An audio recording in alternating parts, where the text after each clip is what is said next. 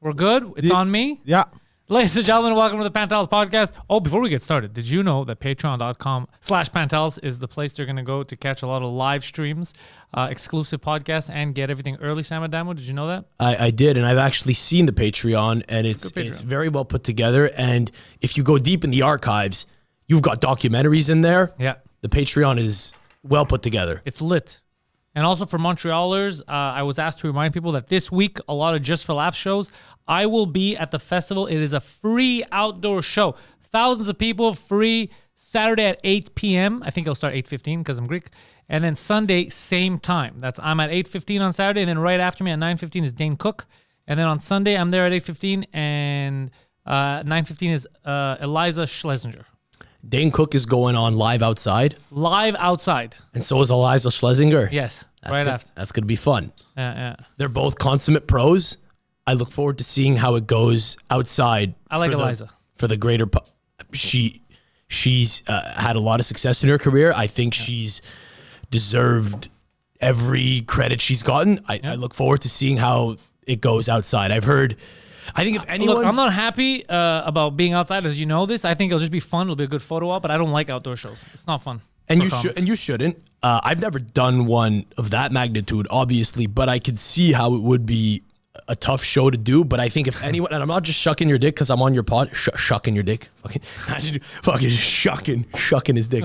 No, I'm not just sucking your dick because I'm on your show right now. But I think if any one of those three is best equipped to handle it, it'll be you, because you at least know the animals that you'll be dealing with. Oh, and that's and you could switch codes. You could switch languages. If someone heckles in French or something, you could roll with them. I will have no choice. I got to be solid on my feet with a show like that. Plus, I've already said it to Michelle. We talked about this backstage over the week. Michelle is Mike's manager. Okay. If there was ever an opportunity for them to assassinate me, like they try to do the homie Donnie Trumps, these are the occasions. So I got to be careful. Got to be dodging bullets out there. Yeah. People are angry. An inside job. Who do you think would be the first person to come out and try to assassinate you, as low probability of an outcome as that may be? Samson Cooperman. You think so? Just so that one fewer podcast exists for him to come on and stress about. Yeah, exactly. So he doesn't have to come here and be antsy. I don't know if I would know them like by name. It would probably be some hardcore communist that's mad at me. You probably know his fucking Reddit name or something. Exactly. Yeah, something like that. Yeah, fucking. Why don't chicks like me? 42 might try to kill me. Sex lover fucking incel 79 is gonna come for you. They're gonna come for me. They're gonna come. So finally, I fucked up the coffee order. I thought, and this is, I'm gonna be honest, a little disgusting. This is weird. Okay, is it really? Yeah, it hurts my teeth. Why? Is it too hot? I think it might be too sweet. Too sweet? Sweet hurts your teeth? Mm-hmm. Well, I'm an old man. Okay. What I did is, the way I lost weight is that I cut off all sugar and all bread. So it was over a year of no sugar, no bread. So the second I reintroduced sugar, my teeth felt weird. My stomach felt, I always feel weird. A little bit of cocoa powder sends you down the deep end, is what you're saying? I'm going to start beating up homeless people and fucking hookers in 3 hours. So it's organic cocoa powder. Well, the guy who I got the coffee from asked, do you want chocolate or cinnamon? And I couldn't make a decision, so I just said, fuck, I don't know, give me one of each, and I'll give cinnamon to the fruity or one of the two. That's me. I thought it would be Poseidon. Yeah, no, he doesn't like. Oh, right, you got the cinnamon one. Yeah, the cinnamon one will, if you're not used to sugar, probably send you for a bit of a loop. Yeah. I can see that. Well, you should have said, when he says, do you want cocoa powder or cinnamon, you should have said, everyone getting these coffees is straight. Yeah. Well, I told him, there's a little bit of insider baseball here. I told him, do one of each, and I'll give the cinnamon one to the one who I think is fruitier. And in my mind, I had Poseidon because I thought it would drive him nuts. I thought that would bother him. I saw him when I came in. That's what happened when I came in. You guys were arguing about that. And then I said, if I have to choose, I don't mind. I'll just take the We were having a stare down when you walked in. Yeah, it wasn't good. I said, listen, I got this one for the intention of giving it to you, with the intention of giving it to you. And he kind of just, there was a audible silence for like 2, 3, 4 seconds. We just looked at each other and we were like, what are we going to do here? I was actually kind of excited for the cinnamon until you told me you had a chocolate one. And then I was like, nah, I want the chocolate one. But you're like, nah, like I'm gonna give you the cinnamon because you're the fruitier one. I'm like, fuck it, give me the cinnamon one. And then he walked in, he's like, I want the cinnamon. I'm like, fuck it, give him the cinnamon. Yeah. He went straight for chocolate. That's the He difference. likes his coffee the way he likes his women. Someone else gives it to him. Go fuck yourself. I was waiting. I was like, where's he going with this? I want to step on that. I was like, I'm where gonna are you- stab you in the I testicles. saw in your eyes you were cooking with something on that one. And I was like, look, I'm not gonna step on it. So, Pasai, Yeah. I know that we started late also because you showed up late. But the way he came in here, Well, I went to get coffee. I said, The way he came- I I'm just said, telling you. I'm there at 7:04. That's not if what you he want said. coffee, I'm getting coffee. okay, that's not what he told me. He thought you were going to be here already. Doesn't matter. The main thing that happened is I was walking through my hallway, and he burst in, shaking and dancing. Like, blah, blah, I can't believe that's out my shot. Take a shot. Take a shit. Grabs the keys and left. And I was like, I think he meant he's taking a shit. Yeah, that's the difference between a guy who can't have any sugar of any kind, who's lost considerable weight, and the guy who's about to embark on a weight loss contest. He's like, oh, bro, I'll take the, you got cinnamon? Make it chocolate. It's even better. And he's just fucking taking shits constantly. So this So is he a almost lesson. didn't make it. He almost didn't make it. He almost shit 30 his pants. seconds more, bro. Like that stool was peering through the butthole, bro, through the eye of the tiger, bro, through the eye of the storm. Can you tell them, Poseidon, how Yeah. bad that bathroom reeked when you walk in? 'Cause I think a rat died. Yo, I think, Because yeah. I looked, it stinked. I went to take a piss, and I looked if the toilets were full. They weren't. So I'm assuming a rat is dead. If I wasn't gonna shit myself, I wouldn't have shot. I would have held it. It was rough. It's rough in there. Yeah, it's rough. What do you think? Rat died? Somebody shot at a rat, that's for sure. Jesus Christ. Isn't it great? You know, anytime someone like critiques your comedy or whatever, your show probably, it may not happen a lot, but once in a while you see a bad comment, you got to shake it off. You know, you don't pay any mind to it. Yeah. But then when like within 3, 4, 5 minutes of starting an episode, it's just 3 guys talking about shitting. Sometimes you got to be like, I might see people's points. Why why they're upset people with me. might be a little, I don't know, they might think it's a little much for them. Yeah, you know? this podcast is shit. Well, technically, But it's raw. It's raw, bro. the way he eats his meat. So you cut out sugar and bread completely. Well, good for you. I'm doing I'm fucking 48 hours into an 86-hour fast right now. Oh, shit. And I'm losing my mind. So I don't really appreciate you. This is a religious thing. Yeah. The Church of Dana White. Just being a fucking meathead douchebag who does anything that Dana What do you White mean or US douchebag? The guy's successful. He's healthy now. He's my prophet. I like him. Yo, so I fully did just see he did it months ago and was like, I'm in. I had no questions at all. I was just like, yeah, I'm doing that. Oh, did he post his regime? I thought it was a secret. He talked about it extensively in like the fall. So I did it in December because I went to New York for 6 weeks in the fall to try the scene out there. And because I had to pay for all my shit myself and because everything's very expensive down there, I thought this is actually, it's 2 for 1. It's an austerity measure. It's a cost cutting thing. Yeah. I won't have to, eat and pay for food for a few days like a fucking Mama Luke. And I also thought it would be good for me. Apparently, if you do it twice a year, it's kind of like an oil change where it'll lower your chance of cancer and Alzheimer's by about 70%. So I'm just having water and bone broth and I'm pissing like a racehorse, but I feel all right now. I woke up a little bit rough this morning. Like you kind of just want to sleep because you're kind of killing yourself. You're not giving your body any sustenance. So it's just eating itself. So, sometimes I'll go through a full day without eating and everyone's concerned about me, but I'm fine. Yeah, so same thing. Same goes. Every time I tell like my mother-in-law, my mom, aunts, whoever, like just women in my life especially, even my father, just any older person who kind of doesn't quite get it, they're always concerned when I'm not eating. They think I have like an eating disorder, Yeah, but I'm same. just counting calories, I'm not even counting calories. I'm like Justin Trudeau, dysnumeric. Yeah. Can't count. Fuck. I don't know, man. I find it helpful, but like I'll always crack. I'll never really go more than a day, but this is like an intense thing that I love how like this is exactly what you're supposed to do when you're on this fast. Is just tell everyone you're doing it. But It's part of I didn't tell anyone. They just kept asking me how you losing weight, and then I would tell them. yeah. And everyone's like, no, for real, tell me the real secret. Like everyone thinks there's a pill or some secret. There isn't. It's just stop eating sugar and carbs. Not eating at all does help. It's not good. but It's I not was sustainable, but I was eating a lot of protein. I was eating a lot of meats, veggies, and eggs. I want to go do the thing where they clean out your intestines with the water hose. You see that? He covered it up. He thinks he's going to get away with this. It's your anus.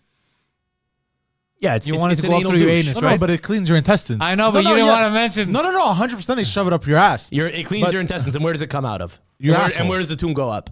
Your asshole. How do There they- we go. So how do I they want to do access the that. intestines? Apparently, there was a lady that You lost. didn't just do that right now? What? Is that not what you were just doing right now?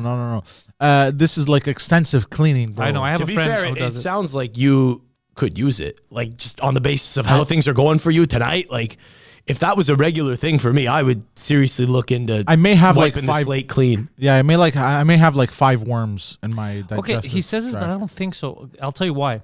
If Poseidon didn't eat, let's say, and he would shit the way he shits, okay, then I'd say maybe he has a worm, he has a bacteria. But it makes sense because he's a big eater. He loves to eat. So there's always something mixing in there. Let's say it's a coffee mixed with, I don't know, like a pizza. It's stuff that maybe is not compatible. That's what it is. I don't think there's bacteria. But you should do it because it's good for you. Like, Yeah, it helps. 100%. But I just mean, I don't think you have, well, you might have bacteria. I'm not a doctor, but I just mean the way you eat Yeah. contributes to it. If you didn't eat the way you eat, 100%. I would be like, bro, you should go see a doctor. But every yeah. time he runs to the bathroom, I ask him, what'd you eat? And then he gives me the list. I'm like, that fucking makes sense, though. I for sure have. You're not having kale and run into the bathroom to kill a rat. You know? I for sure have like my intestines are like they have like a lot left over. Because dude, like I remember when I got a bidet, I shot water up my ass and it like unclogged like old shit. It was a bad day for that bidet. And I could tell it was old shit because of the smell. It's like that episode. It was like that episode of SpongeBob where.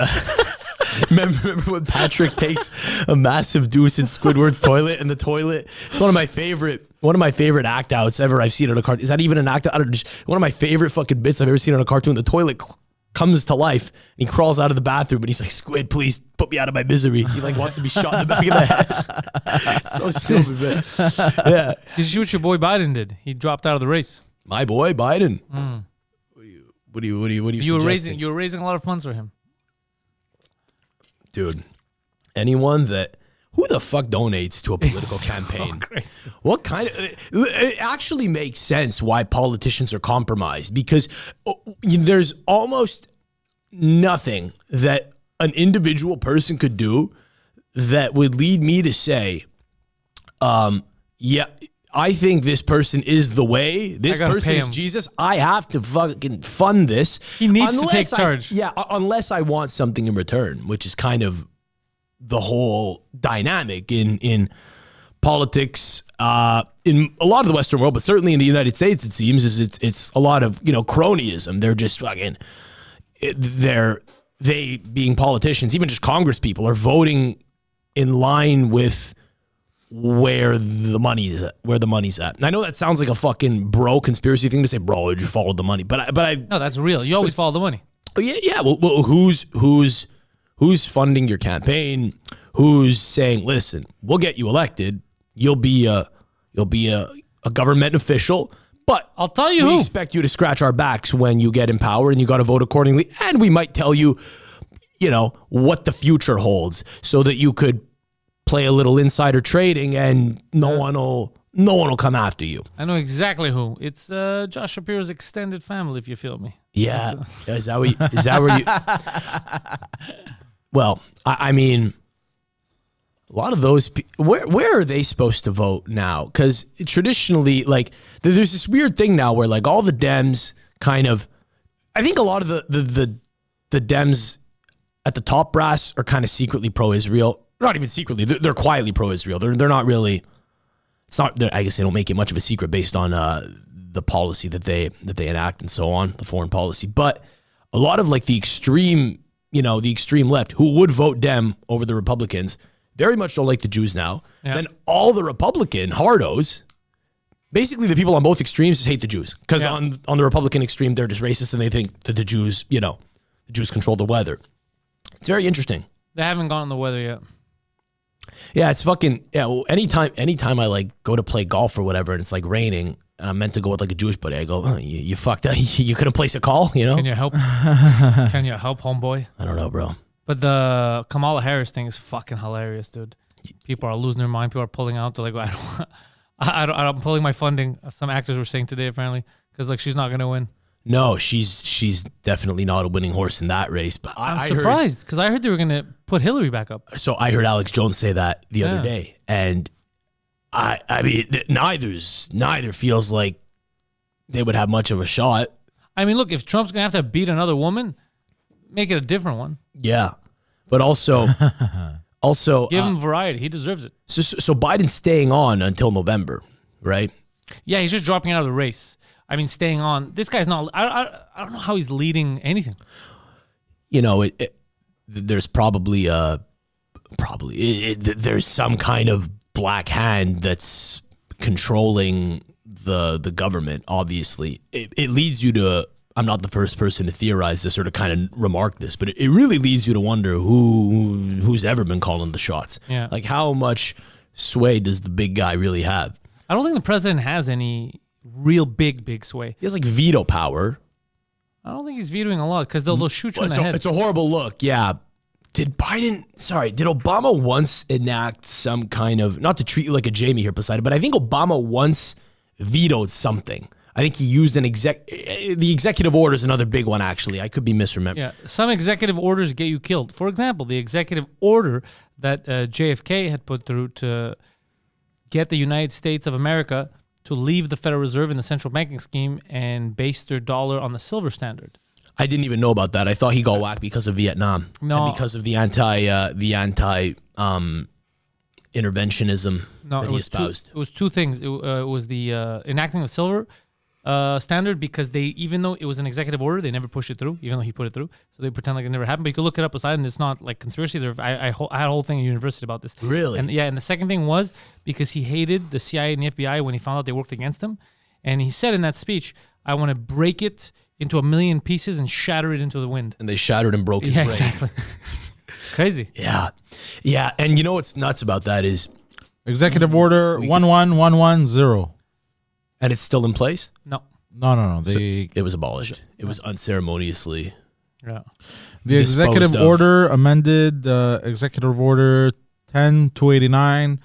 This is And for the Treasury of the President's authority to issue silver certificates under the Thomas Amendment of the Agricultural Adjustment Act. Yeah, he wanted it because it used to be backed by gold. That's when money was worth something. Mm-hmm. Then it became the fractional reserve system, the central bank system, where they would just print fucking money that's worthless. It was Right. It was no longer redeemable at gold. It's legal tender, which is worthless. And then he realized that these bankers were just like, holy shit, we're hostage to these idiots. Mm-hmm. He's like, let's just go silver, because they had gotten rid of, I think, I don't know what the fuck happened to America's gold. There was a whole conspiracy about that. Their gold was missing, or they gave it away. They had less gold than what they were saying. So he said, we got silver. Let's go silver. CIA.gov. CIA.gov. The lie that linked CIA to the Kennedy assassination. on the CIA website. On my website, yeah, I'm be like, SamAdamo.com. Learn why Sam has a 13-inch penis. Fuck you. Jesus Christ. that is amazing. What it's is a this, dude? document. This looks like a fucking document that was put together by a university It's a class. 25-page document by the CIA.gov. Yo, we didn't do shit. That's amazing. It's a manifesto. This is the greatest thing I've ever seen in my life. This is a response to a diss. It's almost like a response to a diss track. This is very diss track like. Yeah. So, who even checks are there insurance companies that, not that they wouldn't be able to be paid off or whatever, but are there insurance companies that handle the due diligence of a Federal Reserve claiming that the gold stores are what they are? Is anyone actually verifying those numbers? I think it's all because that's why they had said, wait a second, can we come? Someone asked for their gold back. There was a whole thing about this, Poseidon. It was another country. Yeah. I don't think it was China. It was maybe France. It was a European power that said, all right, you were supposed, I think Fort Knox is where we had was it Fort Knox? Is that it? Fort Knox? Where the fuck is that? Fort Knox is where they Tennessee? had the gold Is that stored. Knoxville? No, I thought it was around New York. Anyways, I could be wrong about that. I sound But like it's around New York. I sound like a real potato. I remember, don't know where Fort Knox. Well, I sound like a real potato because I'm not sure. But I remember there was a country that said, okay, you know what? We want our gold back. And the United States said, the fuck you will. Yeah. So, which is a weird thing to say if you have their gold. And some people were theorizing a long time ago. They go, yeah, the reason why the audits aren't working is because if somebody would go in there, they'd realize that, holy shit, they lied. We're live right now. What are people saying in the comments?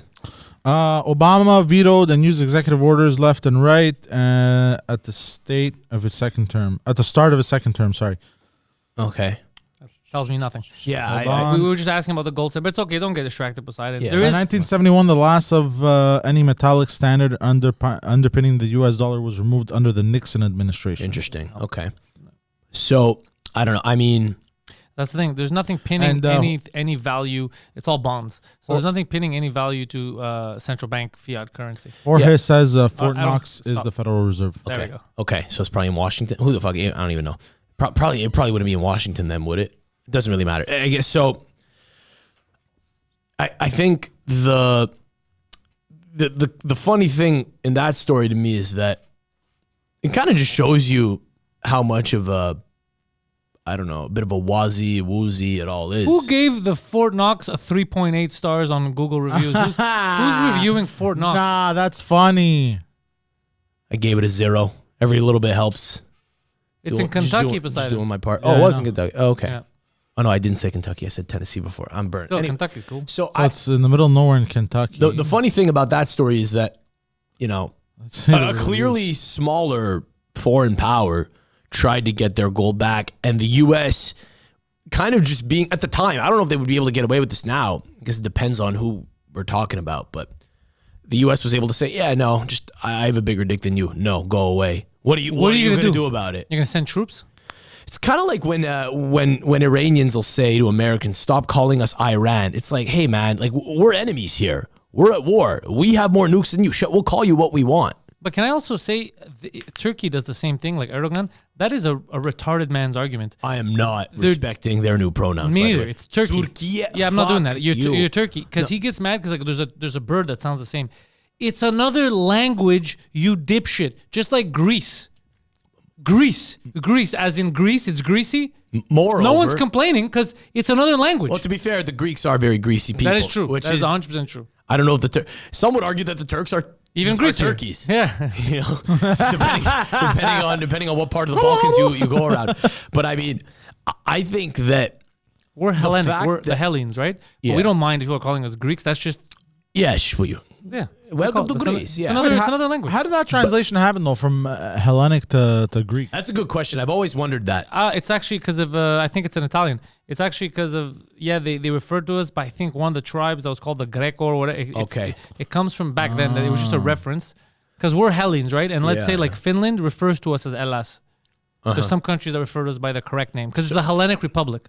So what I find enjoyable about the whole Turkey name change thing is that they led on, or at least Erdogan led on to the fact that he doesn't like it. So that makes me want to call you a turkey even more. Sorry, like now. But the reason he doesn't like it is stupid because he goes, it means an animal, a turkey. Yeah, but Greece also means grease. Like it's a sound that you make with your mouth. That's not what they're referring to. To be fair, it literally is spelled turkey. It's literally verbatim spelled the exact same way. That's true. Ours is spelled different. Yeah, you at least have that going for you. But I will say, Matt, just. That's kind of a fun thing to do to like a very like populist government leader where he's like, we need to instill pride and we need people to be, proud of being Turkish. We can't have anyone mock us. And then I am not a bird. You could just be, I do not have feathers. You turkey. And it's like, no, I'm not. Yeah. To short circuit over that is funny. It's a very immature thing. Imagine a speech. My fellow Turks. Do we have beaks? Nay, I say. Nay, beaks. Do we have feathers? God damn it, Ali. Get out of here with your feathers. It's a whole initiative. It's a whole marketing initiative. They sat down. They're like, all right, how are we going to rebrand here? The rebranding of Turkey is hilarious. I'm not giving it to them, no. Yeah. Well, another thing with the rebranding of Turkey is there's this pan-Turkic movement. Hey, you know about this. I was very surprised that you know about this. We're all Turks. We're all Turks, whether you're from Mongolia or Georgia. Yeah.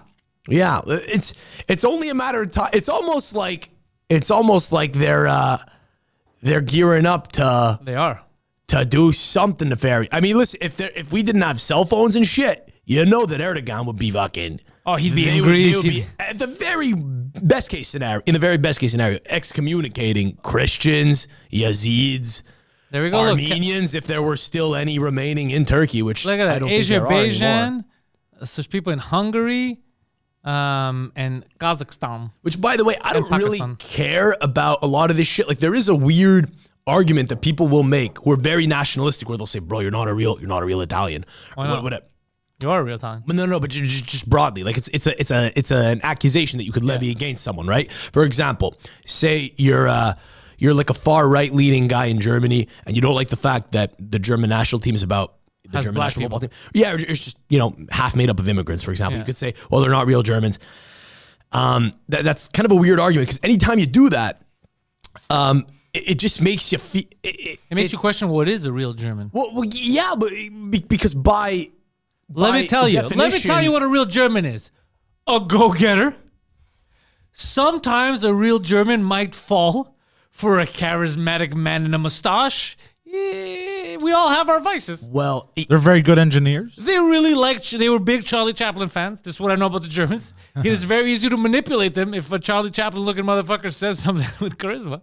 but again, like any country could fall You want to another one? Any country. You just have mine. I'm good. Oh, no worries. Any country could kind of fall victim to that. We've seen it. We could. We've seen it happen in a handful of different countries. You kind of even still see it today. And my point is this. Anytime you have what the fuck was the point I was even making? So long-winded. It was just the idea. Oh, right. Okay. So you're not a real insert nationality, insert ethnicity. Yeah. It's kind of odd, right? Because, if you take, just to kind of take a first person, point of view, all right? An example of Sam. My family's from Italy, but Italy, okay, was very fragmented 1,000 years ago. You had people that were technically citizens of like different republics within the Italian peninsula. That's fine. All of which were kind of under the jurisdiction of different groups. So one area might have might have been invaded by the Germanics at one point, fought them off, Arabs, Greeks, so on and so forth. As a result, Italians now are kind of like a mix of all these things. So what we think an Italian person is now is just a reflection of history. So history is playing out in real time. Now, again, the policy you take. You say this, but there are nationalities and there are ethnicities. There are, but it's kind of based on our, definition of what we know currently. Yeah. My point is ethnicities are constantly evolving because people are constantly fucking and morphing over time. And so if you look at my 23andMe, apparently a lot of it is I guess has been in Italy for so long, they just call it Italian. Yeah, that's what I'm saying. But so mine is just 75%. Bam, it's on Greece. Okay, so I'm about 75% quote unquote Italian, but I have a little bit of Balkan, Greek, some North Africa, some Mesopotamia. So who the fuck, whatever. Yeah. This is people who I guess had fucked more recently from those parts of the world. The point is, it's just, you're allowed to want to preserve a culture because you feel it is valuable to you. You could also think that there are some cultures that are better than others. There are some that are fucking not productive. But that's something that you weren't allowed to say 5 years ago, and now people are saying it again, that not all cultures are created equal. But you know that not all cultures are created equal because you wouldn't talk about multiculturalism if you thought that they were all equal. I think a lot of people are saying it now and getting away with it because a lot of people kind of realize the amount of bullshit that that was caused by perhaps being a little too willy-nilly, a little too liberal with it, just in terms of who can shit on the beach and cover it up. Yeah, foreign policy and so. I saw the story you're bringing up. That's why I'm saying this. So before we pull this, it's just the point I was making was it's interesting how now in Turkey they kind of have this weird thing where they're like, listen, you're in Turkey now, we're all Turks. Even though Turkey itself is kind of, it's made up of people that have kind of migrated from all around Asia Minor. And 1/3 were people that were forced. Sure. So Mehdi Demiral, a footballer who plays for the Turkish national team, 2 weeks ago got in a lot of trouble for fucking doing the wolf celebration after beating who the fuck did they beat? Austria. It was a big win for them in the Euro, and he got banned for it because it's apparently this weird far right thing in Turkey, and given the amount of Turks that are in Austria and Germany and that whole part of Europe, I guess there had been a lot of weird innuendo around it.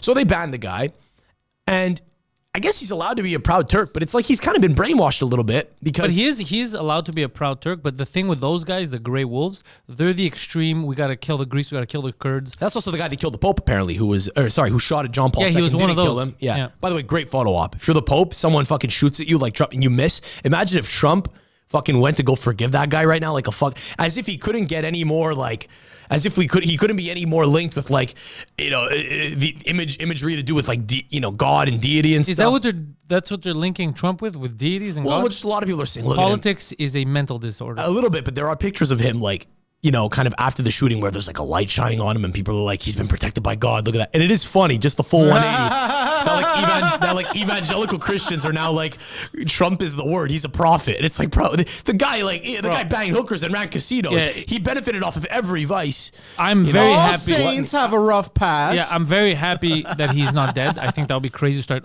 assassinating your political rivals in North America. It would be absurd. But it is not He's super lucky. He should have been dead now, which is crazy to think about. But god damn it, guys, it's not a divine intervention. If anything, we're lucky that it happened. We got to address the fact that we're riling up our kids so much and pumping them full of these stupid drugs that they're willing to lose their lives to kill what they perceive is going to be the devil. You think these are just idiot politicians? Don't risk your life. Don't ruin your lives, kids, for these idiots. Do you not think though that the drugs that the guy might have been on, whatever they might have been, if any, you don't think that it was like an MK Ultra thing where the CIA might have fucking got in there and said, "Hey, take this guy out, go act as a fucking sacrificial lamb," and whether the guy actually believed he was going to die or not, you never know. They might have said, "Hey, go do this. You'll be a hero. You'll be like Oswald, and we won't kill you. We'll put you in jail. You'll be the symbol of a movement." And then they just, obviously they popped him in the head. Yeah, obviously. So I don't know if I haven't looked into it. I know that he was in a video for BlackRock. Yeah.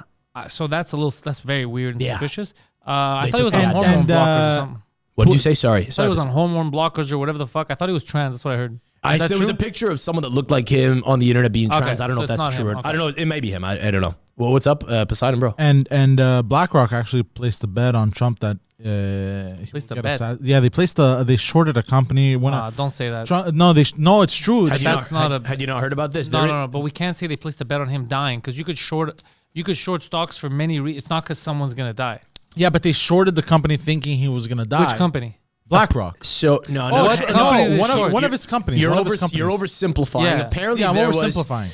Now I could be completely muffing this, and I know there was an article you wanted to get to in a second, but just in the context for the in the interest of being as close to what we know to be kind of the account of events as possible. From what I understand, I think it was like an Austin-based like investment firm that placed their largest ever either short or their largest ever position to the tune of $1 billion Holy on shit. Trump Corp going down. They shorted Trump Corp. A day before this happened? I think 24, 48 hours beforehand. This is kind of broken telephone here, but I think it was a day beforehand. So Hold like on he's the Friday. He's pulling it up. Let's hear what it says. As if it were known. And apparently, and just earlier today, I heard like fucking, I don't know, like BlackRock, fucking Vanguard might have been associated with the firm. But I heard BlackRock fucking Billy and Vanguard, I McCusker don't on trust. Matt and Shane's Secret Podcast say that Matt McCusker's brother, who's a great guy, but he's a trash man. So I don't know if It it's doesn't true or matter. not.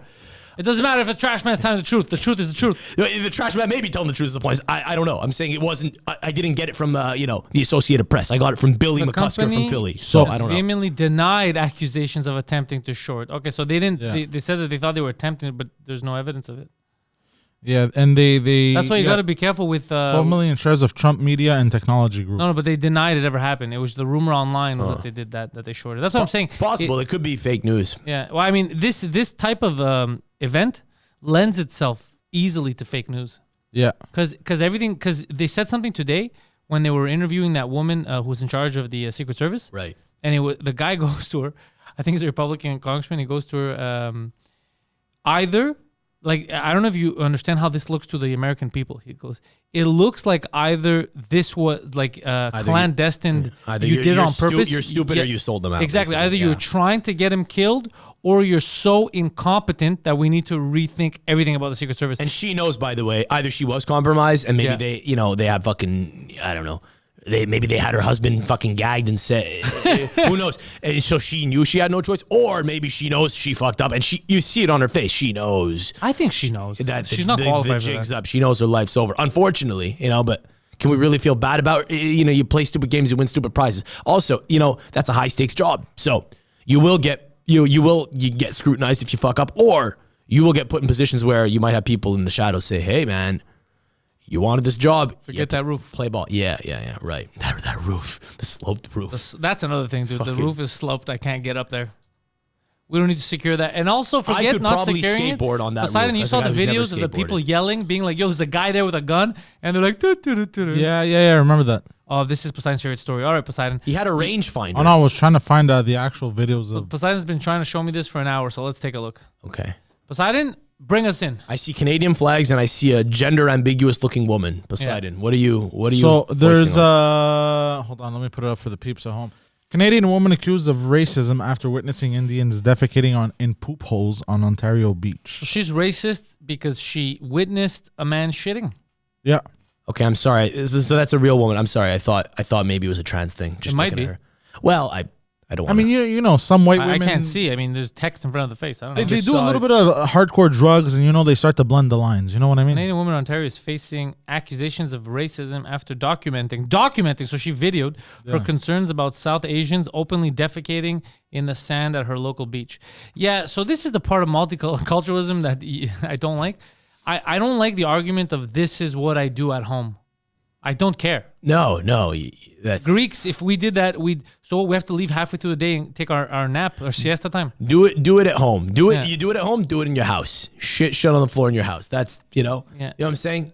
Do not shit on the fucking beach, dudes, for real, because then you're just ruining the beach. Yeah, we have bathrooms hang for on, a reason. now, to be fair, I've shot on a golf course before. You're not being fair. I don't agree with that either. And if everyone starts shitting at the beach and burying it and then dig like cats, like they think it's a giant litter box, how many years or months before it's just covered in shit? Listen, I'm a kid of immigrants. Or Yeah. immigrant, My parents are immigrants. They never shit on the beach. In the Greece, we don't shit on our beaches. You know, I don't know if my grandparents were shitting on the beaches of Your grandparents did not shit on the beaches of Italy. They don't know. weren't at the Amalfi Coast shitting and burying it. Listen, we love bidets over there. I don't know Yes, if really shitting on exactly. the beach lends itself well to the Italian doesn't. customs. But, I'll say this. Just a word of advice to this Indian guy shitting on the beach in a position where he could be videoed. I'm the kid of, I got an immigrant background, but I was born and raised in Canada. I shit in public sometimes. I do it quietly. I do it in the woods. I hide This is ballsy. like a man. But this is because he said, no, this is what we do. I think that's where the problem arose. And they said, stop Did he mocking say his that? culture. Did he really say that? Allegedly, yeah. Can you see if like... Yeah, but who is Did this he guy? say it? Who is the Here's the fucking thing. guy? Did Is it he just say it? Or did someone on the internet... I like Well, this even guy. another Indian. Can you click dude, on that guy? Yeah, another Indian dude came out and said like, enough is enough. This Click is play where- on this guy because I like this Indian. I've seen him before. He talked about other stuff. I like this guy. He's a realtor. He talks about how the You prices... Indians that are pooping on the beaches. I know it's happening. Otherwise, so many people across all the beaches won't be complaining. I also know that you are a very small minority, probably less than 5% of us. But you 5% pretty have high. become very problematic for all of us. Because the fact is that 95% of us Indians are very thankful to be in this country. Are very respectful. This is a of Canadian very culture and weird. values. What is this? We've Hang on. worked very hard to Okay, put press together a pause. decent Wait, life. there's a lot None of those hang on. are Indians? By the way, There's a lot of things. 5%. There's a lot of 5% is a there's lot. a lot of Indians. There's a out billion. there. 5% unemployment is high, bro. There's a 5% billion of Indians. Indians. 5%, number one is a lot, Poseidon. Number two... Is that 50 million Indians shitting on the beach? That's 50 million Indians shitting on the beach. Number That's two... more than the population of Canada, bro. Number two... That's exactly what we're afraid of. Is we're gonna get Number replaced. two, there's something funny about a man having to go online and be like, stop shitting on the beach. You're making us look stupid. The few of you that are doing this, you're ruining it for all of us. I think he meant 5% of the Indians in Canada. I know. Yeah, But in it's just- India, it's still probably funny. even more than 50 million. I don't know if I'm just overly sensitive, but I feel bad that a man that has a job, does not shit on the beach, had to make a video to tell people, guys, you're making me look stupid. That's Stop who we want. shitting. Though. That's who we want. I know, I'm that's just what trying we to want. sell houses. We want a guy who's trying to put you in a fucking affordable home with slick hair, and he's trying his best, and who has a little bit of self-hatred for the worst of his people. Yeah. By the way, as a guy who fucking goes to Italian bars and cafes sometimes and sees not a whole lot of evolution or integration, okay, from like where they're coming from, I could relate to that, having a little bit of hatred for certain people. I have a whole podcast kind of dedicated to like the worst of my people. I get it. I feel the same I like way. this guy. That is the way. That is the answer right there. I feel the same way about the Greeks, and I've had with my local cafe owner. We've had conversations where he goes to me. He saw my face once. Some people were talking, and he goes, "You can't take it anymore." Huh? Yeah. And I go, "No, I don't know what it is." He goes, "It's because you left. It's because you left and saw the world, and then you came back and you see that they're in the same place they were. They say the same things. They have the same worldview, and it bothers you." It's paros. It's paros. You have first generation Canadians, Canadian passport, Canadian born, don't even have Greek citizenship. Some may, but they're but they don't even necessarily need to have it. And you walk in on just a day in their life, and it's fucking Naxos. It's the intellectual equivalent of a homeless person in Greece. Actually, that's pretty precise, yeah. Can you like, expand? What do the you mean? worldviews are. I only know and I only understand what my uncle Bill, who's a degenerate gambler, told me about the world. So whatever my uncle told me about Jews, Africans, politics, whatever, that's my worldview. Women. Oh, that's how my worldview is. So what did he say? Oh, I don't want to throw him on the bus, but he was talking about what he was describing, my buddy, or the owner goes, is basically a lot of incels, but like they don't use the term incels, but they're basically 50, living in a basement, and it's their parents' basement, and they'll still call, even though they live with their parents, fuck my mom's a whore, like I fuck this lady, like fighting with the mom when, dude, you're living in your mom's basement. Like if it wasn't for her, you'd be homeless. And the reason why they think they don't get with girls and they don't see it's the women that are the problem. It's not them. It's not the way they view. It's very limited, the worldview. You get it? It's kind of. You just lost me when you said it's like homeless people in Greece. That's where. Because homeless people in Greece, what I'm saying is their limit. They can't get anywhere. They're in Greece, so the limit of of what they're gonna know is what's around them, what's given to them in that village. A homeless person in a Greek village is what I'm saying. Okay. So that's all they have. They're not gonna have the internet.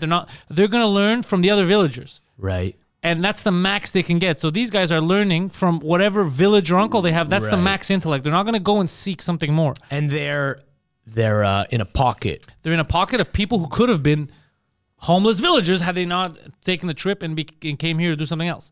So they learn from that, and if they didn't come here to be physical labor. They learn from that, a lot of these Greeksters, and they repeat it, and then you see it. I was talking with Nick, bro, yesterday when I went in. And it was an example that he mentioned. He goes, the basement people.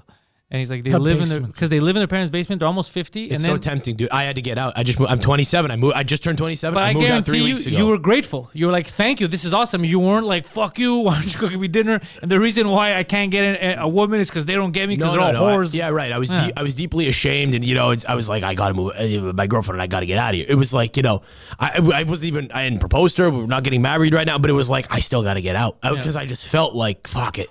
I just the connotation of being a Mediterranean guy who spends a lot of time in the basement. It's crazy. It's very bad. It's very dangerous. I had to get out. Dangerous. To be clear, things are harder for me now. It was a lot easier for me then. I had a lot more opportunity to keep more of what I was making. I have not bought a home. I do not know where I will be living long term. I don't know if what I'm doing will succeed, how long the fucking timeline with stand up and fucking the pod is. I had to get out. It's harder for me. I had to do it. You can't be a basement guy. No, you cannot be. I'm telling you right now, fans listening, if you're a basement guy, get out of the basement. Adam on the Intellectuals isn't a basement guy. Listen, I will give Adam. Adam is a severe autiste. Actually, as he said, what did he say? He's mildly retarded. What was his defense? When Alex Jones. No, his defense was. I'm not joking. So Poseidon's trying to get him a job, and Poseidon's being honest on the phone. Adam's next to me. I thought he had a job. He's severe. The kids Slightly. Yeah, because the kids don't go to school in the summer, so he can't drive them. Okay. So during the summer, he's off. Right. So we're trying to get him steady work. So he tells him, dude, this is what he says. He goes, he's severely, this in front of him, he goes, but he's severely retarded. And Adam's like, stop, no. Slightly. Mildly. I'm mildly retarded. Well, you know what? And I was like, that's not a defense. No. If he were severely retarded, he wouldn't be self-aware enough to even, probably say it with that much honesty and frankness. Listen, my point is, if you've listened to the Intellectuals, Adam's a bit of a space cadet. He's not living in the basement. He's independent, kind of. Imagine. So that's my point. That's my point. Oof. You just insulted half of Park X with that line. Don't worry, because I was very nervous too. Don't worry about, oh, fuck, it's going to be tight. As long as you're working and you're gonna find a way out of one area and then out of another and then out of another. My thinking, I was like, listen, I'm going back a lot. I still, I have a little pod set up there. I still love my parents. I'm going back. My grandfather comes by for dinner. I'll keep going back, but you gotta get out. And then you see the world through. Then you start noticing that the reason why women weren't dating you is not because they're all terrible. It's because they did not want to go to the basement. To be clear, I've been dating a woman. Okay, that hasn't been an issue. The proverbial you, not you. No, I know. but I will still say, eventually, as loving and supportive as she is, eventually it's like, hey, motherfucker, what are we doing here? Yeah, you live in your parents' basement. And she's living in her parents' basement too. But it's she's a woman. It's different. Exactly. And it's like, this is only going to go so far. We've reached the end of the line here in terms of this setup. Because if you would prefer your girlfriend to be living either with 4 roommates, strangers, a dude and 2 chicks or whatever, or with her parents, you're going to be like, yo, her parents. Yeah. Well, are we talking about my actual current girlfriend, or are we talking about some figurative girlfriend that I might have had when I was 19? Let's go I wanted to be fun. Yeah, well, if I'm 19 in college, then maybe I wanted to be a little bit of fun. but eventually, at a certain point, it's like, all right, you don't want to buy a place. It's fine. Move in back home. We've been together a couple of years now. College is over, honey. Let's dial in here. Let's try to be grown-ups. It's so funny because I've had a conversation recently about people, I wouldn't say college, but in general, that still want to like have a relationship, like an actual one. Oh, I'm going to get married, I'm going to have kids. But they still hold on and want to live just like they were when they were single. Like, there's some shit that you could do when you're single, but you shouldn't really be doing when you're in a relationship. It's just, even though you're... So yeah, you can't have your cake and eat it too, man. You can't have your cake and eat it too. You could do it, but you got to accept. You got to assume, it's not the gonna, risk. Yeah, exactly. Or you might get diabetes and lose a leg. Yeah, that's what. Wait, what? That sounds like such a threat. So let me get this straight. You got a lot of guy friends. Yeah. Wait, what? What's gonna happen if you get yourself some of that diabetes? Was that a cake joke? He's trying to make a violent reference. He's trying to make an analogy that is hilarious, but it's violent. That I'm not getting. I just thought he's just saying like if you wanna live the single life, you might lose a leg. That's what he just said. That's literally what he just told you. Okay, I thought you were saying if you have cake and eat it too, you get diabetes. But that's what the play he was working. It was actually very smart. Okay. He never makes them that good. Oh Jesus, that was amazing. He's deconstructing them. Sorry, sorry. Let's stick with the program. So I believe too. I believe that you got to sacrifice some stuff. You have to evolve depending on where you are. Yeah. Same thing with business. If your business gets to a level where it's no longer you and your boys, it's like an international. It's something you have to treat it differently. You gotta. Yeah, that happens, by the way, where you start something with a couple of boys and it's like, hey, this guy's not pulling his weight anymore, and then you have to decide if you're for the boys' business or if you're serious, and you have to trim the fat. And that's happened to us. Sometimes your boy from high school. Me and him had to cut off some boys, and then the business is flourishing. Boys from the hood. Boys from the hood, doggy. Good for you. I suck at that. I suck at actively cutting off relationships that don't help me. But to be fair, I have a lot that don't necessarily hinder me. They're just there. Yeah, if they don't hinder you, it's not a problem. But I go back to the well and I try to water a lot of them because I'm like, I feel bad. I love this guy. I have love for this guy. But the good thing about being a dude, at least I'll say, is that you don't always need to be in constant touch with someone. I love that about dudes. That is like, I could see someone that's an actual friend that I don't need to see them all the time. Yeah, nothing changes. Sometimes I'll see a guy once a week or twice a week for a stretch of several months because we play on the same sport team or whatever. And then I just, that same guy I will have not spoken to for stretches of 4 months. That's a little nuts, How could you be a close friend with a guy you don't speak to in 4 months? But it has happened. I don't know. I wasn't busy. I was in school. I got busy. You got busy. You started a business. Okay. Now we're back. You ebbs and flows. Yeah. So that'll never really affect us that adversely. literally, there are dudes guys are cool. Yeah. I don't know if chicks are like that. I don't know if chicks are like, oh, you haven't called me, and like, I don't know if. I don't know. Yeah, I don't know either. I don't know. I think just generally, this is my theory. I don't know if this is true, but what I've observed is I have no sisters. I just have my girlfriend, and that's it. And my retarded male instincts to go off of here. So I don't really know, but I think they kind of just have a smaller network of friends. Generally, and the ones that have a bigger network are the ones who are a little more, I don't know, out there, fun. I like that he did the air quotes. An air buddy. What? I wasn't paying attention. What did you mean by the quotes, buddy? Wait, what did you say? You have to play Promiscuous by Nelly. Whatever. I don't know, bro. But what did you mean by the air quotes, buddy? Yeah. Oh, wait. Hold on. I think I understand. The other girls that have a larger friend circle, he goes like, they're more fun. The fun ones. The fun ones. But no, like I think I just have guys who I'll meet in random circles and I won't see them for a long time and I'll just be cool with them. My dad's almost 60 and he has friends that fucking, I don't know, he hasn't seen in a long time and he sees them at a funeral because it's like, someone's mom died. I gotta go. And they're brothers when they're there, You know what I noticed when as I've gotten older, I used to have a lot of friends. Now I don't have as many. I have a shit ton of acquaintances, but friends, the people that I'll see and hang out with got so much smaller, but I didn't notice. I didn't notice because you get busy and you do this, and I prefer it this way. There's no way I would have been able to keep in touch and be friends with it's impossible because you have to give time. You ever want a kid? Not just that. Huh? Sorry. Yeah, what's up, Poseidon? Not just that. I've noticed as I'm getting older, I love spending time alone at home. I love that shit. Sure. Yeah. No, you know what I mean? No, it's nice. I mean, to do nothing or to be productive. You paid for the apartment. Might as well use it. Yeah, man. And the fun thing is also a fun game I like to play is who do you want kids at any point? I do, yes. Okay. I'd like to. One of them could be a secret. First one. Wait, what? You'd want it to be a secret? No. You wouldn't tell people? You wouldn't talk about it? It's going to be the kid's name. You wouldn't be relatable? The name's going to be, just like George Costanza, there's 7. Okay. Fuzzy Peach. I have different names that I'm thinking of. Just give your kids dog names. So do you have a head in mind as to who the godfather of the first kid would be? Oh, I never thought about that. See, so I've thought about that. I don't know who the best man at my wedding would be. It's not obvious. I have a brother, and he's a good guy, but we're on different wavelengths. Like I don't know that it's, and also like I feel like he'll always be my brother. So I don't know if he's not be my best man. I'd rather it be like a friend who's kind of outside my family. That's a good point. Someone had told me that at one of my buddies' weddings, that the reason why they chose a specific person, even though you thought it was going to be the brothers, because they go, no, you have to extend the family. He's already in. He's an uncle. That's a good point. Yeah. You expand the network. My girlfriend has one sister, one sibling, 2 girls, and they both have the same set of godmother, godfather.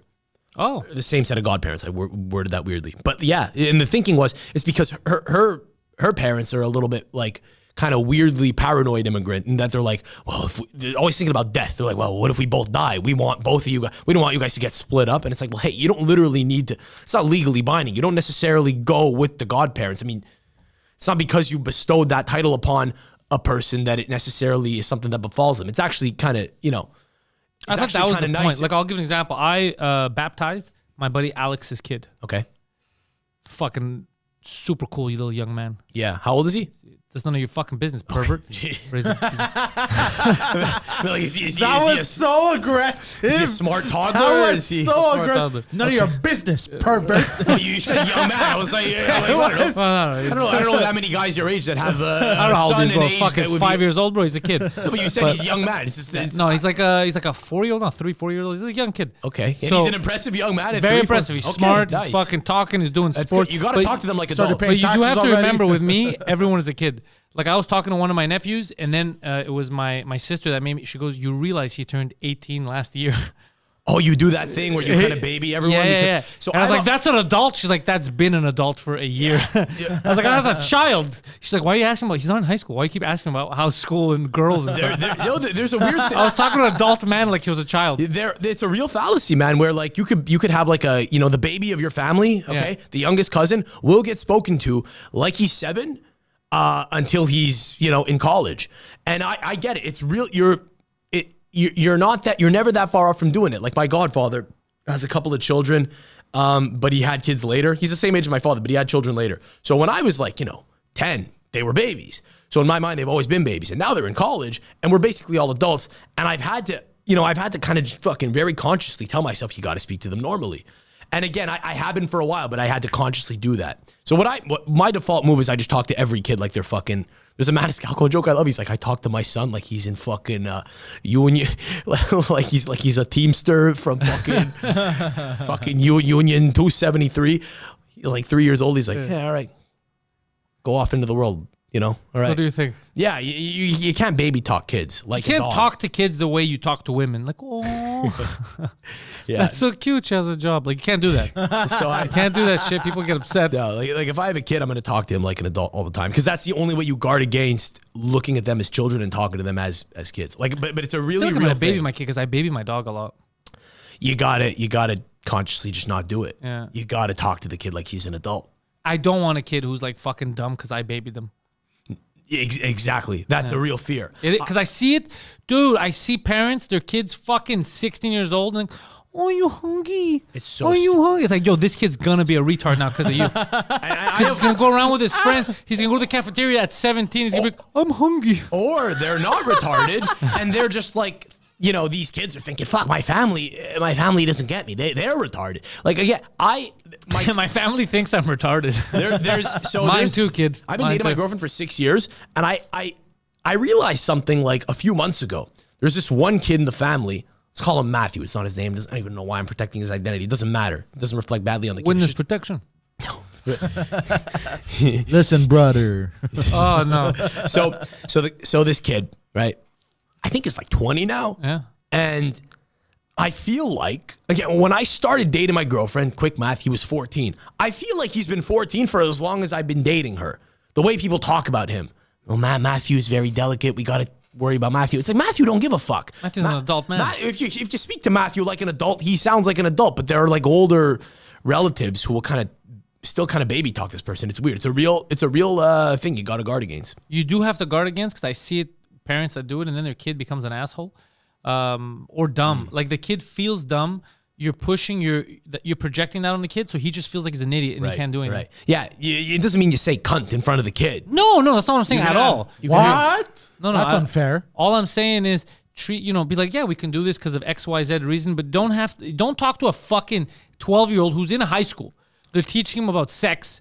Don't be like, are you hungry-wungy right now? Is that your tummy? No. You want a nap? And don't do that. I think those people are in denial. They're in denial that your kid has seen porn at 12, man. Yeah. Just accept it. Or at least if he hasn't, he's in a minority and people are talking about it at least. He's hearing about it. You got to remember Some what kids a 12-year-old is. Yeah. Like when you're 12, you're invited to terrorist training camps if you're in Park X. Sure. I believe that. what? Yeah. You remember? Wait, what? No, I never got the memo. You're a bit younger than me, but yeah. Well, but again, as crazy as that probably sounds, at 12, you can reason. You have the ability to. If you're not, it's because you're a fucking potato. You just don't have the genes, or you've not been well nurtured. Yeah. I think that at 12 years old, I remember having like clear thoughts and opinions and conversations with people. So you got to instill that in the kid. Hey, you want to have kids? Sorry? You asked me, but you want to have kids? Yeah, at some point. Yeah, you have names? Yeah, I have a whole list with my girls. Nice. Psychotic. Boy, girl. Yeah. You have a whole breakdown? So gay. What? Sorry? Would you name your kid George Costanza and then your last name? There's a guy. George Costanza Adamo. I mean, obviously not, but. Okay, that's crazy because I feel like someone has to do this. It's amazing. I might have to do it. Yeah, it's not going to be me. Oh, I saw somebody but I called- agree that should exist. Somebody what had- a fun fight. What a Go fun ahead. group of parents that is. Yeah. Because like when you go to, maybe we don't know this first time, but if you go to, I don't know, like a parent-teacher meeting and you kind of have to like commiserate with the other parents, you want to know who's cool, who's not, who's nuts, whose kids you'd rather your children not be friends with because, okay, they're going to go to that house and they're going to see weird stuff. They're going to hear weird shit, like two men kissing. No, I mean, but like, whatever. You go to that house and They're going to the house with the upside down pineapples. No, not just that. Just like, if you go to that house, they're going to have fucking, whatever. They're going to have CNN on, or maybe they're going to have Fox News on, whatever. Yeah. They're too nuts. You'd rather someone that kind of is a little bit, you'd rather that they be exposed to or Seinfeld. befriend someone that, just is kind of on a similar wavelength to you, or at the very least, just parents who have a sense of humor. Yeah, they're watching Friends as opposed to CNN. Yeah, I gotcha. Is Friends seen as that much better than watching CNN? I mean, pretty much anything's better than watching you're a right. fucking one-sided news channel. I mean, Friends is But- pretty bad as well. It's not the best, but it's not the worst. Yeah, Seinfeld is.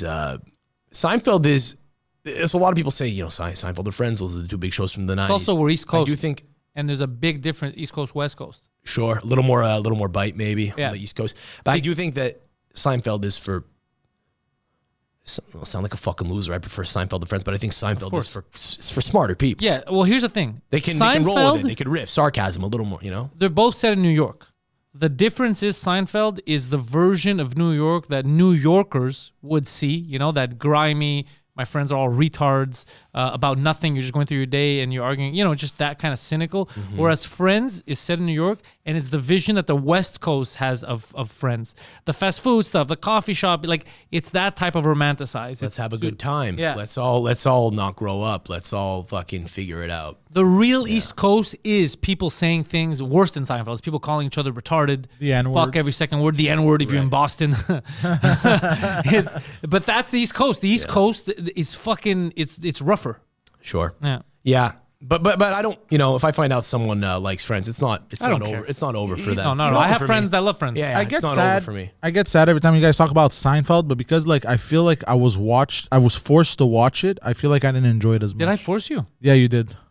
I wasn't me that forced you. I think It was Homer or Veron. you, Homer, Alex, Veron that forced me. You're like, you can't be friends with us. if you I don't never watch said those Seinfeld." words didn't came out. That's an Alex sentence. Oh, probably yeah. Yeah. So I'm like, fine, I'll fucking watch Seinfeld. Because if it was me, I would have said he's not gonna get it, guys. Go fuck it. Seinfeld's also one of those shows that I I feel like you're either in or out on Seinfeld. You can't be in the middle. Sure. Yeah, a lot of people really hate it. But I think it really, it stands the test of time. It's still really watchable. But recently... I hated it when I was young, when it first came out. Really? Because my mom liked it. Okay. Well, that's... Yeah. Friends. No, Seinfeld. Really? Yeah, That's my mom's not going to watch Friends. Yeah. But, yeah, that's an inside joke that I'm not aware. No clue. I don't know your mom. No, but just an older Greek woman with... It's even a little surprising that she likes Seinfeld, I guess, but it is a little grimy and it kind of looks like Park X, actually. There you go, yeah. Yeah. A little bit. You know, it's immigrant neighborhood. No, but I find that like, you know, if you go back and watch Seinfeld now, just, you know, if you've seen Ozark, I mean, it's tough. Even if you've seen Curb, which is Seinfeld on steroids. That's how I describe it. But it's real life. It's hard to go back. Yeah. It's worth watching, but you got to remember that it was like, you know, the first episode was in 1989. And that's when it becomes impressive. When you say, fuck, it was, they came up with this in that period when that's the other shit that was on TV. Yeah. You know, so. And they had the balls to pitch that. So it's great compared to what? At the time, everything else. Now compared to what we got now, which is also better. But, you know, it laid the groundwork If for you it. give me a choice, I'm choosing Curb 10 out of 10 times. No, I love Curb. definitely. Yeah, no. Seinfeld walks so Curb could run. Yeah. Curb is fucking. It's real. It's the realest. It's maybe the realest show out there on individual person's psychology. My buddy Homer, who's a big Larry David fan, big Seinfeld fan, knows every reference, has trouble watching Curb. And when I ask him why, he goes, I have to pause some episodes because it gets so cringe. I get embarrassed for him. I get embarrassed for Larry David. I can't watch. I have to change channel. He goes, I don't feel good, which is a testament to how realistic, like grounded it is in real life cringe that you can feel it in your body. That he has to stop watching. I mean, I get what he's talking about because I remember the episode about the bracelet and the jewelry store, the beginning of Curb, where they're fighting in the doorway. And I felt that same cringe. I'm like, ugh. yeah, but it's like, be a man. Be a man. Yeah. I can't watch this. No, guy, I bro. watch, but Jesus. The funniest thing for me, I still bring it up to people, is that episode, dude, with he's pretending to be like a Hasid, not a Hasid fully, but he's pretending to be a religious Jew, just because he's trying to get in favor. Mr. Heineman. Yeah. Dude, and he's like, I guess he doesn't speak Yiddish or he doesn't speak Hebrew. So every time they're saying something, he's just making stuff up. Like that. And then he's on the ski lift with the guy's daughter, who's not married. And they get stuck the ski lift beside him. And she's on to him. no. She already hates him. And then she goes, look, it's getting dark. And there's like, how many feet you're going to, get killed? She goes, one of us has to jump. And he just stops acting. He stops. Yeah. What are you, fucking nuts? Yes, exactly. He stops acting like a good Jewish guy. He's like, what are you, fucking nuts? And he's just calm down. He pulls out the edible underwear that he had in his pocket. He's like, what is this? Oh, it's edible underwear. She's just freaking out. She goes, one of us I can't be with a man. It's Hashem. I can't be with a man after dark. And he's like, what are you, fucking nuts? I'm not jumping. What are you, crazy? It's just calm down. Eating the underwear. And he goes, hey, you want some? It's pretty good. Yeah. And then she jumps, bro, breaks her legs. It was one of the funniest fucking things, bro. Yeah, but you could make it through an episode of that. I'm sorry. Homer is no, fucking... 100%. Homer's me very too. sensitive. No, I made it through the episode too, but I remember I was on the plane on my way to Italy, bro, and I'm watching season 4. There it is. I don't remember which token episodes. reference to the fact this guy went to Italy. There it is. Every episode. Oh, yeah. I gotta stick it in somehow, bro. You don't understand. Laughing out loud on the plane, dying. So good. Oh fuck! Did you see the one with the cell phone, the baseball, like the nurse that was stealing stuff but hiding it in her huge vagina? No. Yeah. I always say I slept with because he has this friend who cheats on his wife all the time, who slept with the nurse. Jeff? Is that his producer friend? His producer. Yeah, Yeah. his agent. And he goes, she's like, you slept with Jeff, and then she goes, he has a tiny penis. And then he said that to Jeff, and Jeff's like, I'm gonna tell you something. Huge vagina, she has a massive vagina. So he's in the middle, and then he goes, Huge. he tells her, the way I heard it, you have a pretty huge vagina. And she's freaking out. But then you find out at the end that she was stealing stuff. She was hiding baseballs in her vagina, a cell phone. The Mickey Mantle ball. The Mickey Mantle ball. Did you watch the last season? I did, yeah. I finished. Yeah. Mantle, what were the names? The names were Mantle or Zeckelman, the gay couple. They named the kid Zeckelman. Yeah. He's like, why did you Mantle? That's a powerful name. That's a strong name. Mantle. That reminds me of when I got robbed by the prostitute in LA. Wait, what? How does that roll? Because the prostitute, like, she didn't have any pockets or a purse, so she shoved the money in her pussy. Probably. Don't lie. I swear to God. Because I couldn't see it on her. She had no pockets. She was wearing this light thing on top. She had no bra, She only had like fucking panties and shorts, and the shorts didn't I'm have gonna tell you something pockets. right now. The fact that she has dollar bills in her vagina should have been a dead giveaway that she was not planning on sleeping with anyone. And I'm pretty sure she put it in her pussy because when I gave her the money, she put it in a Ziploc bag. Stop, bro.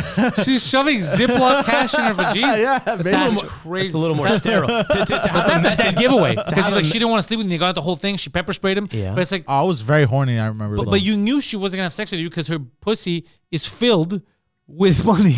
I didn't see it though. She didn't let me see it. Oh, no wonder she didn't let me fucking. It's pure conjecture. It's pure conjecture. You don't really know. You But dude, I was way theorize too that horny. I could not see straight, bro. I've said this before. Your dick will get you into Oh my trouble as a god, man. man. And then when it finally clicked, I like snapped out of it. After driving and yelling, "Whore!" Yeah. Your Dick is the best. Yeah, we've talked about. I think we talked about that on the last episode I was on about how your dick will get you in trouble. Yeah. In my case, it's I'm a guy, so I guess that's a real thing for anyone. I guess it could get you in trouble. For me, it's my tongue gets me in trouble. Just talking too much. Story of my life, doggy. Just fucking talking too much, dude. Yeah, I don't know. At work.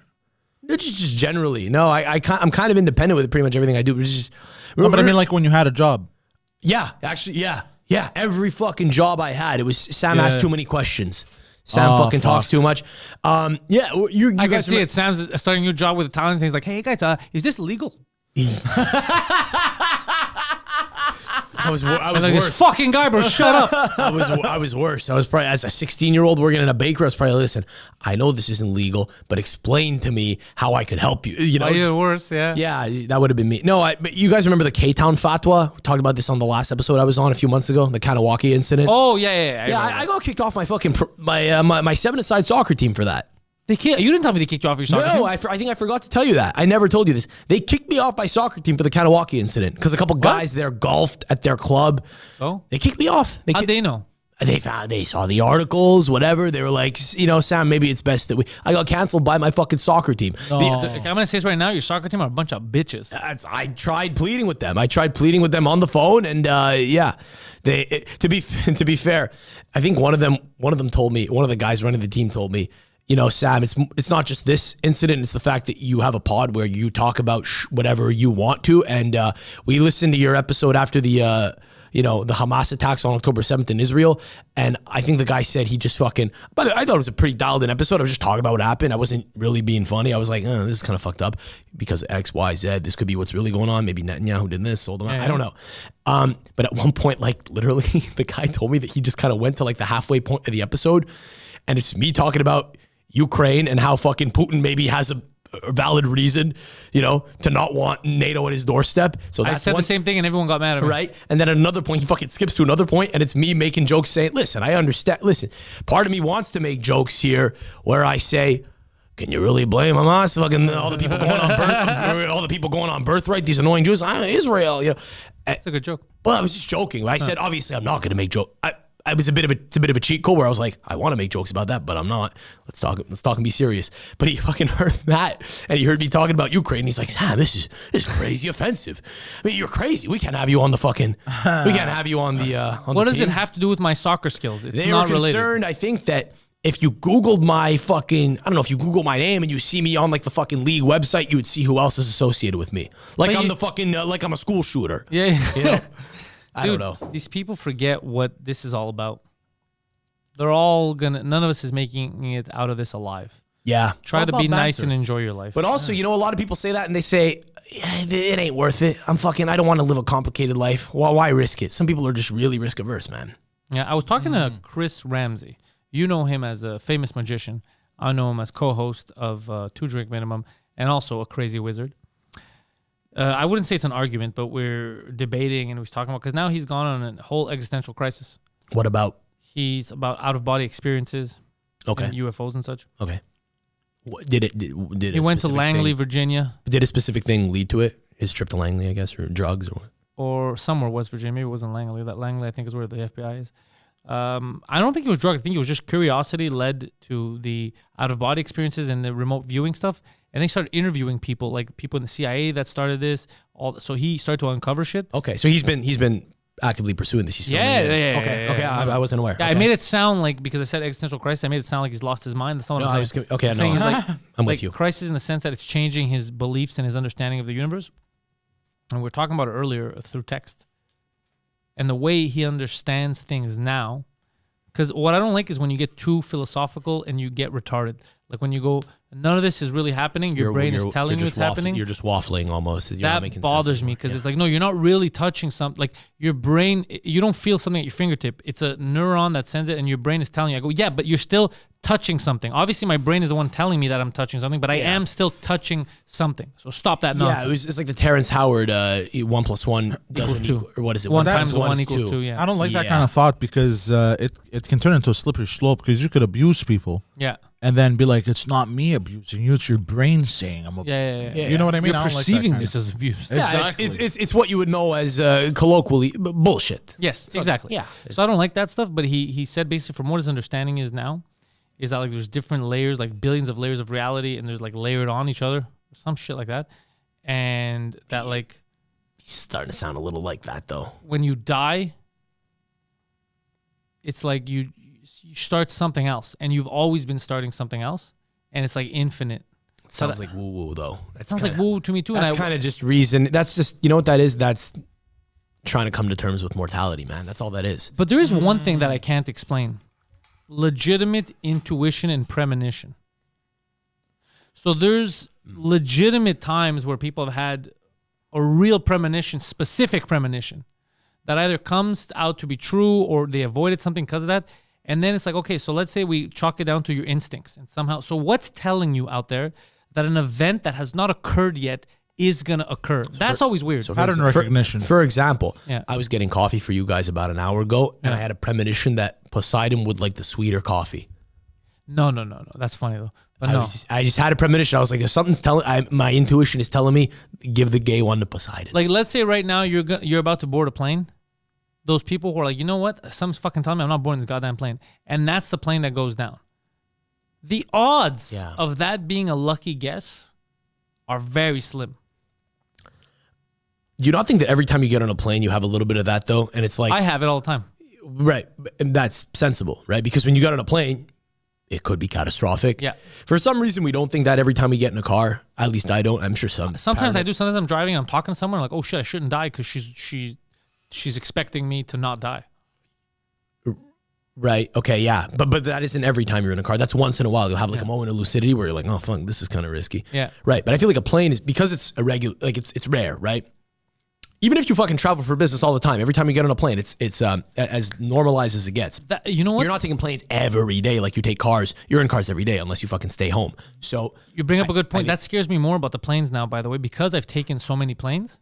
I feel like, am I running up the score sheet and now there's more odds of me crashing in a plane? No. Because now I'm doing it so often. Every one of time. these things is going to go down. No, it's the amount of, it's the frequency of flights compared to how many people drive. That's the factor. What does the driving have to do with the plane? I'm Because saying you're more likely to get into a fatal car accident. Oh, of course, than of course. getting into a Everyone's fatal- what always I'm on the saying, road. Yeah. Right. let's No, say that's let's say if I took 3 planes my entire life, I was like, okay, you took 3 planes. The odds are you're gonna survive. But if you take 1,000, it's like, yo, one of these motherfuckers is not gonna make it. yeah. I see yeah. what you mean. But every individual flight is it's own thing. binary. It will or it won't. You know, it's not more likely because you're doing it all the time that this individual won't. My thing is though, you know, or my issue with the whole premonition thing, just to play devil's advocate, right? Yeah, yeah. Just get people thinking here. Julianne writes, just don't take Boeing flights. All right, shut Sorry, up. go Don't ahead. interrupt them. No, it's fine. It's a great joke. What was the joke again? I'm busting your balls. Okay, it's fine. Thanks, Poseidon. Great interjection. No, like every time I get on a plane, I think this could go badly. I'd say, fuck it, we'll throw it to the wind. Whatever happens, happens. And then I fucking always land. And I'm alive now. But if, you know, given that that's a very normal thing to think when you're on a plane, you don't really think much of it when you get off the flight and you're like, oh, thank God, I was fine. Nothing happened. You forget about the fact that you were a little bit afraid for even half a second. So stay with me. Either if a plane goes down, right? Either you get on the plane and you just die. So everyone that had that premonition just dies and the premonition dies with them. And no one lives to say, yeah, I thought this could happen. Yeah. Or you're one of the freaks who just on 9/11 happens to say, I don't feel like traveling today. I feel like sleeping in. It's not a premonition. You're just lucky. Yeah. You're just a lucky one who got to tell the tale. I'm with you on the lucky, but what about have you ever had an instinctual thing or premonition? And It's more to do with people for me. Does that make sense? Tell me. I have a theory on this. Just bad vibes. Like I don't know. There's something about this person. Okay, so I get that too. I'll get the bad vibes, and then if I'm correct, it's like, how did I know without speaking to this person? Because I was watching him stab someone. Okay, thank you for saying this, by the way, the bad vibes, because I think it just, you know how we have the conscious and the subconscious. I think it also comes down to high-speed pattern recognition. So I think our subconscious perceives things before our conscious. Right. And that's the feeling we get in our gut, because our eyes witness something that recognize the pattern that says this thing is bad or whatever, but it didn't register in our conscious, but our subconscious registered it. And therefore, it travels to where we're going to feel it. The gut, the intestines, the heart. We're going to feel heavy. Is that what love is? I don't know. I haven't given that some thought. Interesting, eh? Yeah. Oh, wow.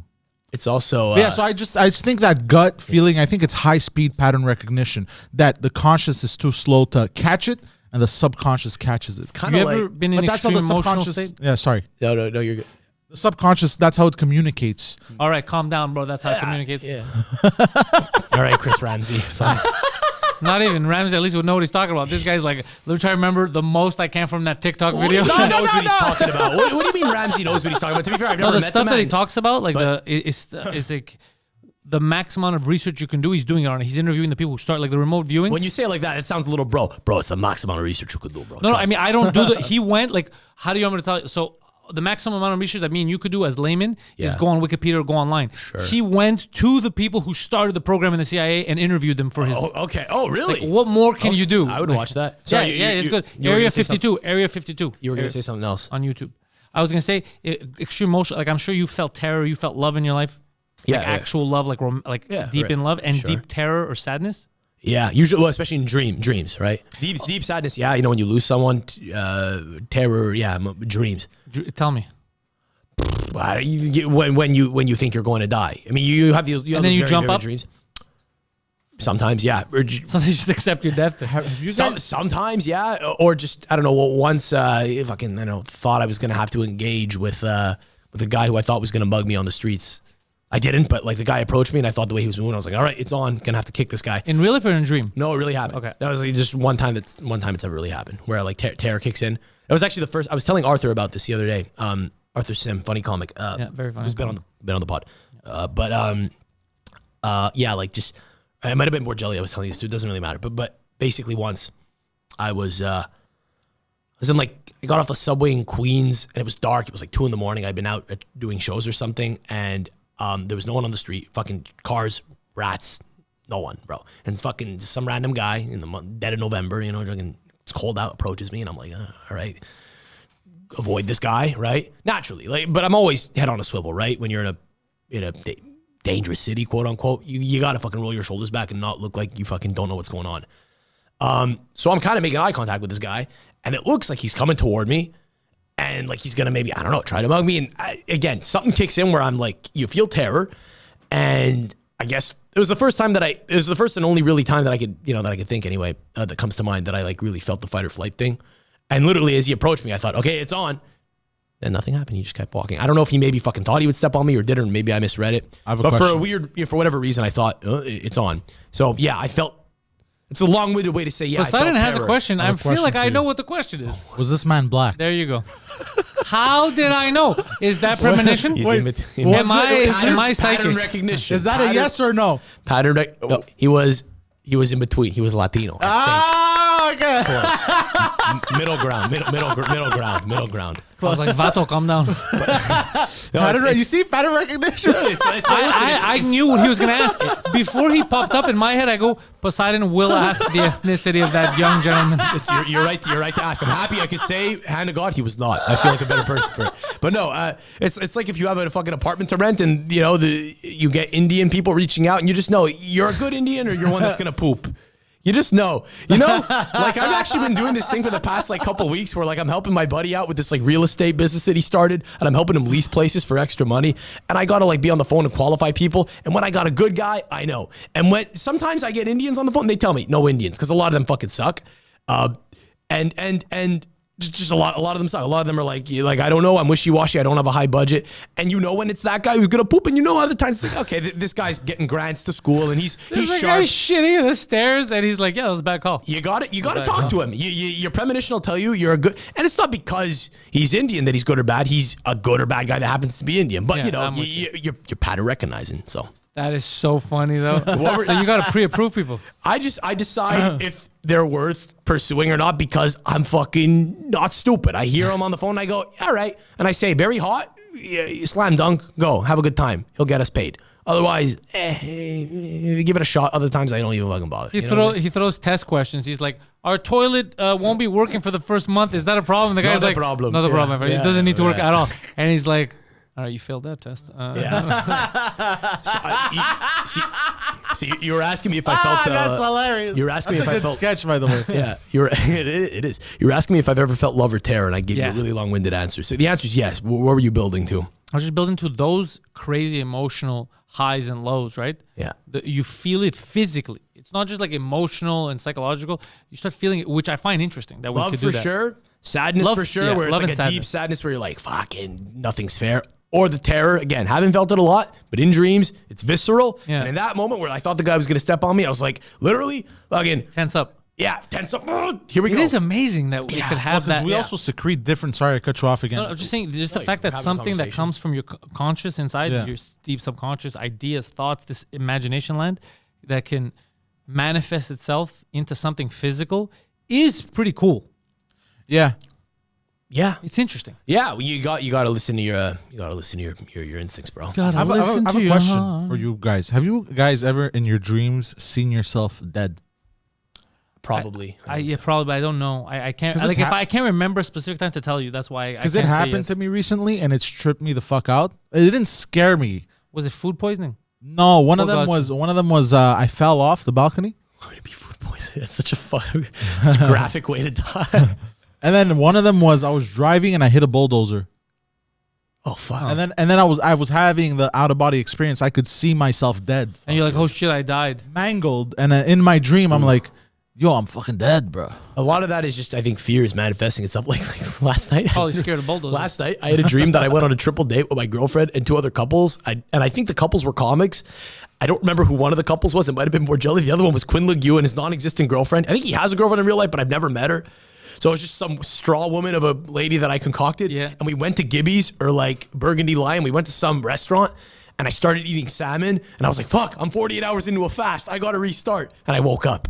It's crazy. It's just because my biggest fear yesterday was this. I'm not going to make it through this fast. Neurotic. It's not always that deep. You know, I could just be that you're a fucking stupid idiot who's like, oh, bro, I'm going to break my fast.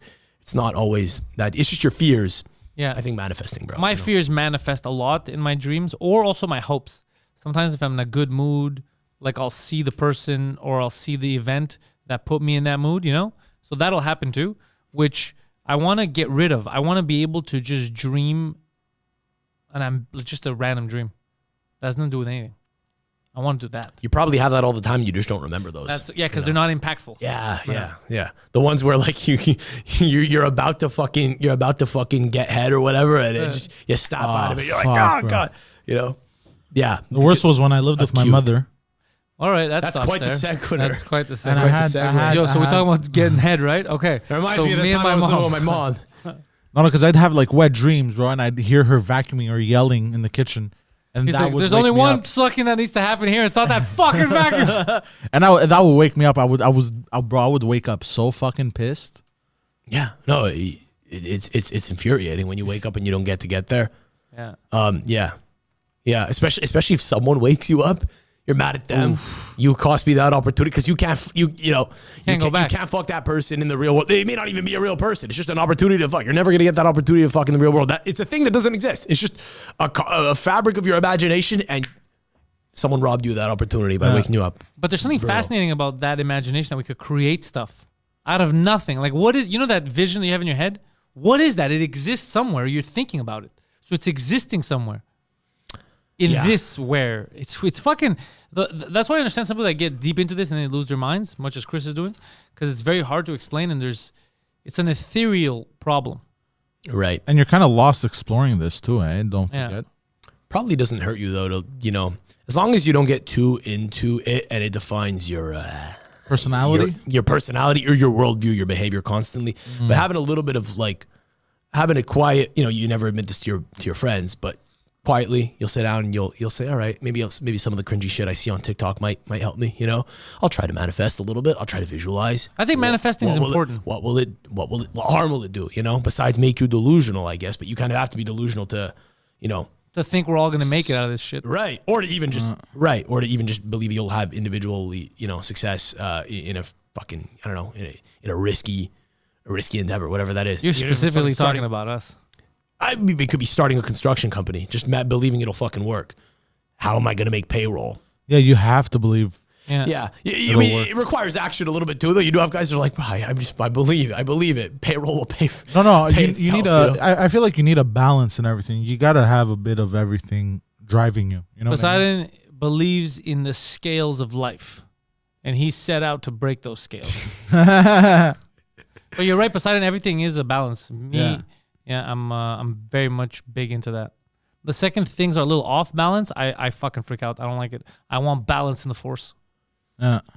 It's like I think I said it on the intellectuals. The horses. Every aspect of your life is a horse, and you're on a carriage. You got to hold them together. Now we're getting. Now it's just him fucking horses again. No. Once we get into metaphors, what? It's like, bro, you know what life is? You lost life me. is a series of horses.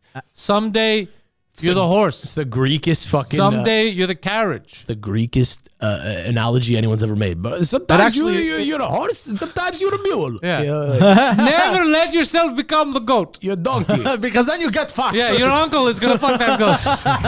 I'd love to get you drunk and just hear you come up with like fun euphemisms for stuff to do with like farm animals. Dude, I landed on an episode of In Bed, an old podcast I had, and bro, I was watching it, and I'm watching it to clips because I'm making clips of it now. I'm like, holy shit, I'm retarded. That's good to be self-aware. Yeah. That's actually Samson Cooper has a great joke. I hate burning his joke, but I've said it on my pod was I think the one he came on, which is now Infamous. It's also now not on the internet per his request. Doesn't really matter. But he has a great joke where he goes, yeah, my therapist said I told my therapist I think you're retarded, and he goes, you're very self-aware. But you are actually. But I wasn't just I wasn't making a joke there. It's actually good to be like self-aware, to be like, bro, I'm fucking stupid. Yeah. Like if you think you're the shit, you're fucked. Normally you're stupid. fucked. Yeah. You're fucked. You got to at least think you're probably not as stupid as you think you are. If you hold on. Let's not go that far. If you think to yourself, I'm stupid, you're probably not as stupid as you think you are. If you think you're the shit, then you're definitely stupider than you think you are. I like that. Does that make sense? It makes more sense. You got to at least think that you're imperfect. If you think, I don't know, I got to figure it out. Bro, I'm so stupid. One time, I wanted to do a half pipe on rollerblades. Instead of putting the wheels on the metal pipe, where you're supposed to gradually roll off and roll down, I placed the rollerblades behind the pipe, launched myself onto the ground, landed on my knee, didn't go to the hospital. That's how stupid I am. Nice. All I heard was pipe. Yeah. Funnily enough, rollerblading on a half pipe. I don't know why I said that story. Sorry, it was completely useless. I just realized. So you want to know how stupid he is? Rollerblading on a half pipe is what the shooter, the guy who shot Trump, was doing. He was fucking having a party up there. He was fucking doing jumps over that roof. It's a very topical reference you just brought. The guy was having a party up there. He's fucking half pipe rollerblading. What would that guy have had to do to get? Because here's the thing. Obviously, like if we acknowledge that it was an inside job or whatever, what would the guy have had to do? How much attention would he have had to bring himself to? He was army crawling with the gun. If he had been rollerblading with the gun, then would they have fucking called in the news? Would it have gotten on the Twitter? There was rednecks yelling, there's a retarded trans man with a rifle, and all the cops were looking around like, what? Yeah. What? So unless he had fireworks, they wouldn't. To be fair, hold on. To be fair, you just said that, and it sounds unreal. What do you mean? There's a video of the guy being like, we've been yelling for 3 minutes. We're pointing at him. I understand, but imagine you're a cop, right? You're in the middle of fucking where is it? Butler, Pennsylvania. It's not. I don't think it's a very woke place, right? Yeah. And some rednecks are telling you there's a retarded trans man. You don't think it's a true fucking woke place? There was a literal Trump rally going on there. So yeah, exactly. As woke as it gets. So I'm saying, like, I don't know. I'm. I see what you're saying. Put yourself in the cop's So the guy's shoes. like, there are no retarded trans men around here. There's just retarded men around here.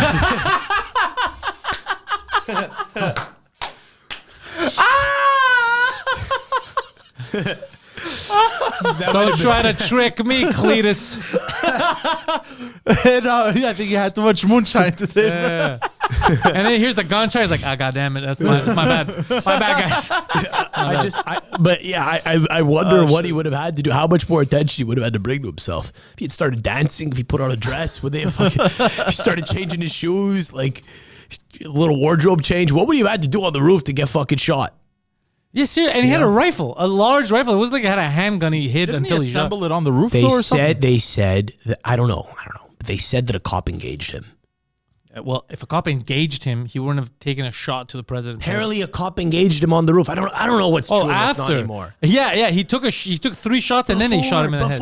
Apparently, a And that's cop a bad engaged cop. him on the roof. Yeah. And then the cop said, "Stay up here. You got a rifle. No danger detected." I don't know. think- Or a cop fucking went on the roof and was like, I'm about to take this guy out. And someone on the intercom said, please don't. We have word from above that you cannot. Don't ask questions. They have your kids. I don't know. Maybe. Probably not. But yeah, there's so many factors we're not considering. I don't know, man. If they could think of it on House of Cards, we watch House of Cards and we think it's realistic there, or Scandal. I don't know, some political show where you see someone in the shadows outside the Pentagon go, we trust you're going to vote for us tomorrow. You don't think that happens in real fucking life? They do that on Danish. Fuck. I watched this one show on Netflix called Borgen. It's a great show about.